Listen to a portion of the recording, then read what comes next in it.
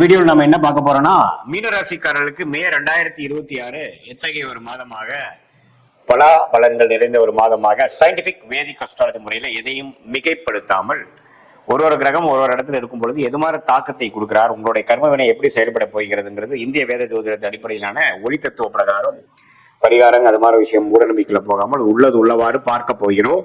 மே 2026 பிறக்கும் பொழுது மீனராசிக்கார பாத்தீங்கன்னா ஜென்மசனியின் தாக்கத்துல இருக்க போறாங்க. குரு 4ஆம் இடத்துல இருக்கிறார். ஜூன் மாசம் தான் பயிற்சி ஆகிறார். ஸோ மேல எந்த மாற்றமும் இல்லை. 12 ராகு, 6 கேது. அதே சமயத்துல ராஜ யோகாதிபதி என்று சொல்லப்படுகிற அந்த செவ்வாய் ராசிக்குள்ளேயே சனியோட இருக்கிறங்கிறது நம்ம பார்க்கணும். அஸ்தம சனி தாக்கத்துல அந்த செவ்வாய் வேற சேர்ந்து பயங்கர ஒரு தாக்கம். ஏப்ரல் மாசம் முழுக்க மே 2 வாரம்லாம் பார்த்தீங்கன்னா ஒரு மன உளைச்சலும் கொஞ்சம் அலைச்சல்களும் கொடுக்கக்கூடிய மீனராசிக்காரர்களுக்கு மே 2nd வீக்ல இருந்து கொஞ்சம் நல்ல ஒரு விடுவு காலம் வருகிறது. செவ்வாய் சனியோட விலகுது. ஸோ அது நல்ல விஷயம். அதே சமயத்துல சூரியனுங்கிற விஷயம் 6ஆம் வீட்டு அதிபதி 2ல உச்சம் பெற்று அதுக்கப்புறம் 3க்கு போறது நல்ல விஷயம். ஸோ என்ன காமிக்குதுன்னா, மே மாதம் 2வது வாரத்துக்கு அப்புறம் கொஞ்சம் நல்ல அமைப்புகள் வருது. அதே மாதிரி சுக்கிரனும் 3ஆம் இடத்துல இருந்து அப்புறம் 4ஆம் இடத்துக்கு போறது நல்ல விஷயம். புதனும் பாத்தீங்கன்னா நட்பு வீடு ஆகிய சுக்கிரன் வீட்டுல இருக்கிறது நல்ல விஷயம். ஸோ ஜென்மசனியால் பாதிக்கப்பட்டிருக்கக்கூடிய மீனராசிக்காரர்கள் கொஞ்சம் மனம் சஞ்சலமாகவும் மனம் டல்லாகவும் எந்த ஒரு முடிவும் எடுக்க முடியாத அமைப்பாகவும் கொஞ்சம் சோம்பேறித்தனம் உள்ளவாகவும் அது மாதிரி அமைப்பு தான் போகும். அலைச்சல்கள் நம்ம நிறைய இருக்கும். தேவையற்ற அலைச்சல்களாகவும் இருப்போம். அப்படிங்கிற மாதிரி அமைப்புகள் போய் கொண்டிருக்கக்கூடிய மீனராசிக்காரர்களுக்கு இந்த மே மாதம் 2-3 வாரம் கழிச்சு வரக்கூடிய செகண்ட் ஹாஃப் ஓரளவுக்கு விடிவு காலத்தை கொடுக்குது. ஜென்மசனி விஷயங்கள் முடியக்கூடிய அமைப்புகளை காட்டுது. அதுக்கப்புறம் வரக்கூடிய குரு பயிற்சி ஜூன் மாசத்துக்கு அப்புறம் ஜென்மசனி ஆகிய சனியவே பார்க்கறதுனால ஒண்ணுமே அதோட தாக்கங்கள் குறையும். ஸோ அதுக்கு வேணுங்கிற சில அடிப்படையான ஃபவுண்டேஷனான சில நல்ல விஷயங்கள் உங்க தொழிலையா இருக்கட்டும், உங்க வேலையிலையா இருக்கட்டும், உங்க உறவுகளையா இருக்கட்டும், எல்லாத்துலேயுமே ஒரு நல்ல மாற்றத்தை கொடுக்கக்கூடிய அமைப்பு மே 2வது வாரத்துல இருந்து மீனராசிக்காரர்களுக்கு அந்த குரு பயிற்சிக்கு முன்னாடி வரக்கூடிய நல்ல அமைப்பை வாழ்க்கை சம்பவங்களாக அடிப்படைகளாக அமைச்சு கொடுக்கக்கூடிய ஒரு அமைப்பு. இந்த செவ்வாய் சனியோட விலகிறதும், சுக்கிரனோட வீட்டுல புதன் வருவதும், சுக்கிரன் 4ஆம் இடத்துக்கு போய் 10ஆம் இடத்தை பார்ப்பதும் இது மாதிரி நல்ல அமைப்புகளை கொடுக்கக்கூடிய அமைப்பாக மீனராசிக்காரர்கள் இருக்கு. ஸோ இதுவரை மன உளைச்சலும் அலைச்சல்களும் மன விரக்திகளும் தேவையற்ற மனசோர்வுகளும் இருக்கக்கூடிய மீனராசிக்காரர்களுக்கு ஓரளவுக்கு ரிலீஃப் கொடுக்கக்கூடிய ஒரு விடிவு காலம் கொடுக்கக்கூடிய அமைப்பாக மே மாதம் குறிப்பா சொல்லணும்னா செகண்ட் ஹாஃப்ல இருந்து கொஞ்சம் பார்க்கலாம். இது ஒரு பொதுவான பலன்களை தவிர உங்களுடைய ஜென்ம ஜாதகத்துல நீங்க என்ன மாதிரி தசாபுக்திகள் போகுது வச்சு பார்க்கலாம். இதே மாணவர்களுக்கு பாத்தீங்கன்னா புதன் நல்லா இருக்கிறதுனால கொஞ்சம் நல்ல முன்னேற்றங்கள் உண்டு. படிப்புல கெட்டிக்காரத்தனம் உண்டு.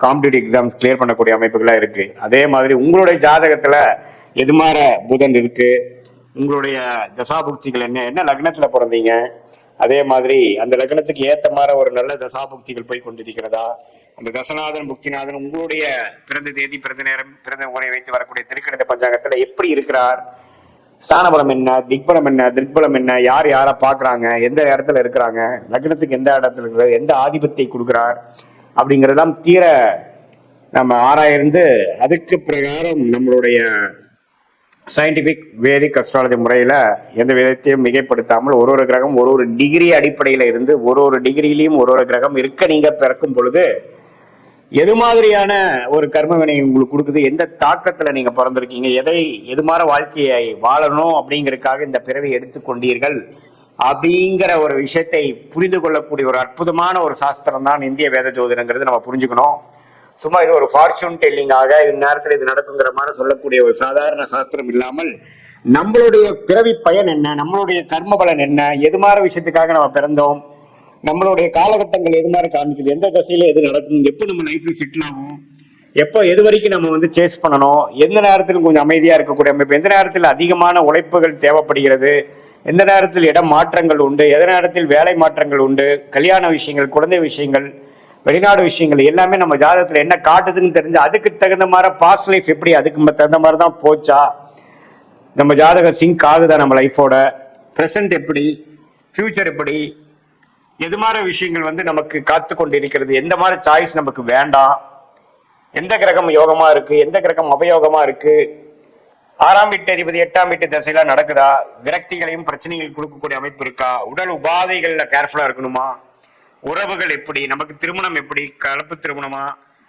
காதல் திருமணமா, அரேஞ்ச் மேரேஜா, எப்படி நமக்கு பிராப்தங்கள் காட்டுது, சீனியர் சிட்டிசன்ஸ்க்குலாம் ஹெல்த் விஷயங்கள் எப்படி இருக்கு, அவங்க ரிட்டையர்மெண்ட் எப்போ வருது மாதிரி இருக்கு, எப்போ வந்து அவங்க வேலையிலேருந்து கொஞ்சம் ஓய்வு பெறுவாங்க, தொழிலில் எப்போ செட்டில் ஆவாங்க, அது மாதிரி எல்லா வாழ்க்கைக்கு தேவையான எல்லா வயதினருக்கும் தேவையான வாழ்க்கை குறிப்புகள், வாழ்க்கைக்கு வேணுங்கிற அந்தந்த அடிப்படையான அந்தந்த ஏஜில் வரக்கூடிய கேள்விகள், அதுக்கு தகுந்த மாதிரி ஒரு கிளாரிட்டி எல்லாமே சயின்டிபிக் வேதிக் அஸ்ட்ராலஜி முறையில ஒரு ஒரு கிரகமும் உங்க ஜாதகத்தில் எப்படி இருக்கு, என்ன தசை நடக்குது, புக்தி நடக்குது, அந்தரம் நடக்குது, சூக்ஷமம் நடக்குதுங்கிற வாரக்கணக்கில் நாம வந்து பலன்களை எடுத்து எது மாதிரி லக்னத்துக்கு எது மாதிரி விஷயத்தை கொடுக்குங்க. லக்னாதிபதி வைத்துதான் எல்லாம் சொல்ல முடியும். லக்னம் ஸ்ட்ராங்கா இருக்கா, லக்னம் எதை குறிக்குது, நீங்க எதை தேடி போய் கொண்டிருக்கிறீர்கள், பினான்சியல் குளோரி தேடுறீங்களா, மன அமைதியை தேடுறீங்களா, உறவுகளை வந்து ஒரு ஹார்மோனியஸ்னஸ் அன்னோனியத்தை தேடுறீங்களா, குழந்தைகள் நல்லா வரணும்னு தேடுறீங்களா, அல்லது சிற்றின்பத்துக்கு தேடுறீங்களா,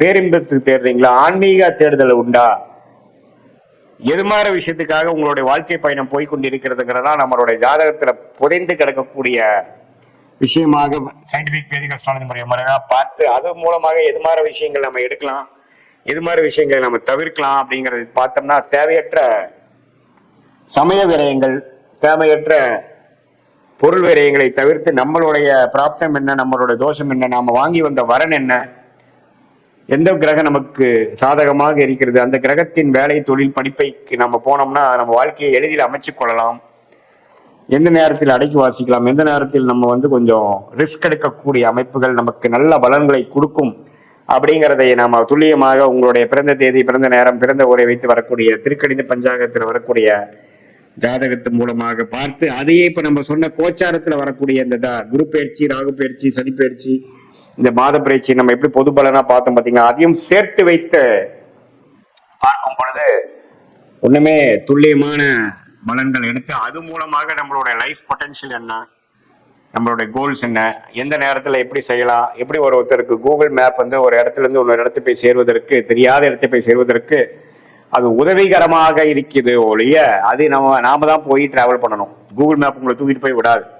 அதே போல இந்திய வேத அடிப்படையிலான சயின்டிபிக் வேதிக் அஸ்ட்ராலஜி முறை உங்களுக்கு என்ன மாதிரி பேட்டர்ன், என்ன மாதிரி ஒரு ட்ரெஜெக்டரி, என்ன மாதிரி ஒரு வடிவத்துக்குள்ள உங்க வாழ்க்கை போய் கொண்டிருக்கிறது, எதை நோக்கி நம்ம போய் கொண்டிருக்கிறோம், எப்போ நேரத்தில் எதை செய்தால் நமக்கு எளிதில் நம்மளுடைய குறிக்கோள்கள் அடைய முடியும், நம்மளுடைய தேவையற்ற விஷயங்களை நம்ம தவிர்த்தாவே பாத்தீங்கன்னா செய்ய வேண்டிய விஷயத்த நல்லா செய்யலாம்.